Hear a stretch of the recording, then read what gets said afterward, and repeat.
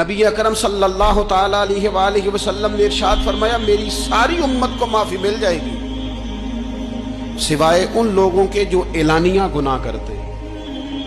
یہ بخاری مسلم دونوں میں حدیث موجود ہے۔ جو اعلانیہ گناہ، جنہوں نے خود ساری دنیا کو گواہ بنا لیا، میں نے یہ بھی جرم کیا، یہ بھی کیا، یہ بھی کیا، یہ بھی کیا۔ جب بندہ بہت زیادہ غافل ہو جاتا ہے پھر اعلانیہ گناہ کرنے لگتا ہے۔ ایک گناہ، پھر اس کا اظہار گناہ۔ ایک بندہ، حدیث پاک میں آتا ہے، ایک بندہ رات کو کوئی غلطی کرتا ہے، اللہ تعالیٰ اس پہ پردہ ڈال دیتا ہے، لیکن وہ سویرے خود لوگوں کو بتاتا پھرتا ہے میں نے یہ کیا، میں نے یہ کیا۔ جب آپ اظہار گناہ کرتے ہیں نا تو سامنے والا بھی دلیر ہوتا ہے، کہتا ہے اس نے کیا، میں کر لوں گا تو پھر کیا ہوا۔ ہمارے علماء نے لکھا ہے کسی کی نماز قضا ہو جائے تو کسی کو بتائے نا،